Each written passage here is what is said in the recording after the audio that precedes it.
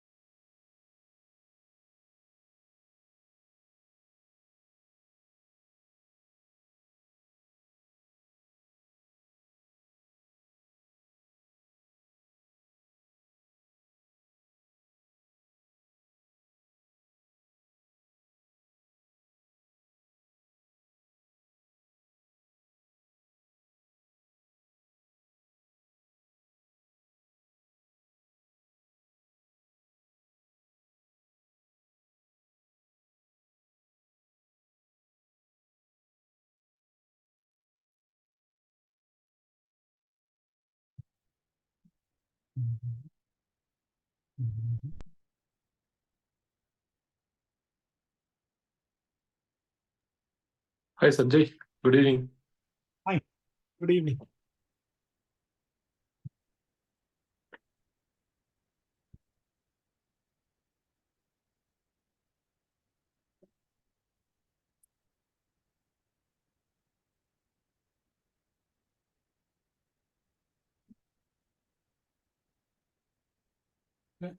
It's 7:30.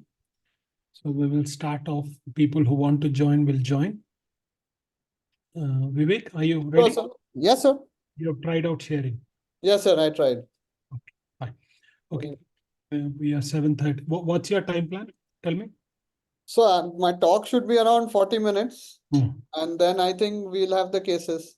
Okay. Oh. Fine. Do you have any culprits? Yes, I gave 4 residents, 2 from Nanavati and 2 from Lilavati. So That's they should fine. be joining. Both of them are Vati, so should be fine.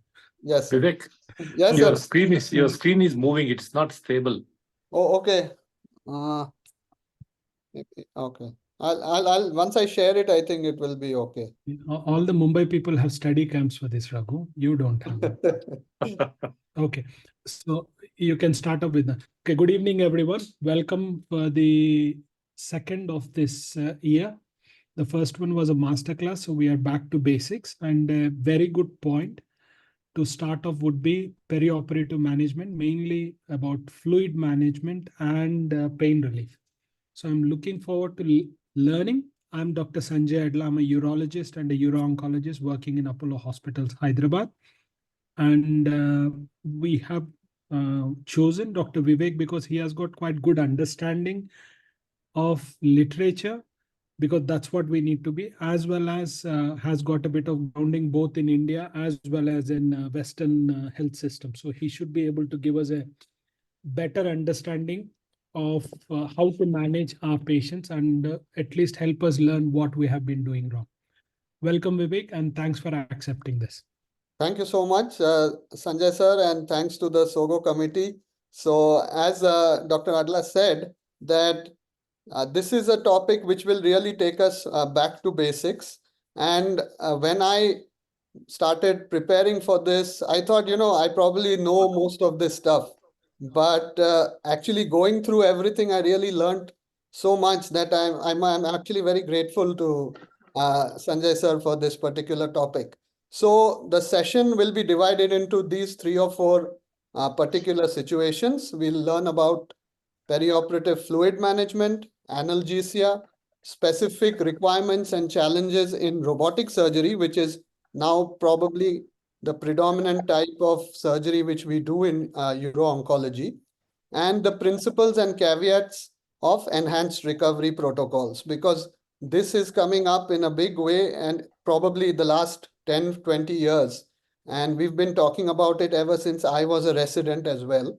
And somehow there are still parts of it which have not caught on. So why is that and how we can do better? So when we go back to basics, we actually have to start from our first MBBS, the fluid physiology. The total body water is about 60% of a person's body weight. It varies with the age, gender, and the body habitus. The percentage of water in a human body in a fetus is much larger. And in an adult male is, like we said, about 60%, and in a lady about 50%. Of this, the intracellular fluid is about 2/3, and the extracellular fluid is 1/3. So the intravascular out of the extracellular is 25%, which is the plasma volume, which is what is targeted during any surgery preoperatively, intraoperatively, as well as postoperatively. And that is the main thing that we can adjust as clinicians. And the extravascular or the interstitial fluid is 75%. So this ECF, or the extracellular fluid, is the main intermediary between the cells and the environment, and all the changes of water, ions, and all important material between the intracellular fluid and external world occur only through the ECF. And the plasma is the only fluid which can be acted upon externally to maintain this ECF volume and osmolality.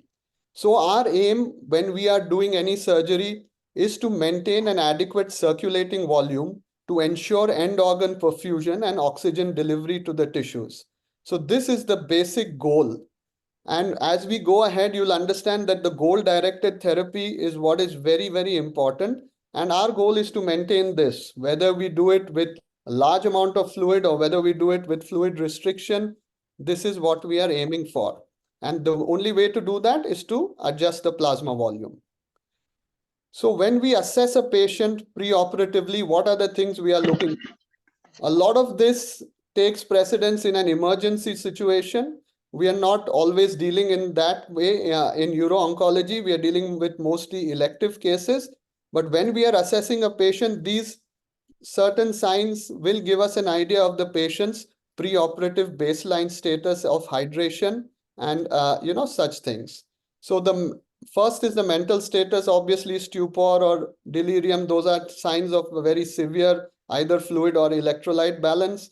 You have to know the intake and the output, supine and standing blood pressure, because orthostatic hypotension is an important sign which indicates a fluid deficit of about 6 to 8% of body weight already happened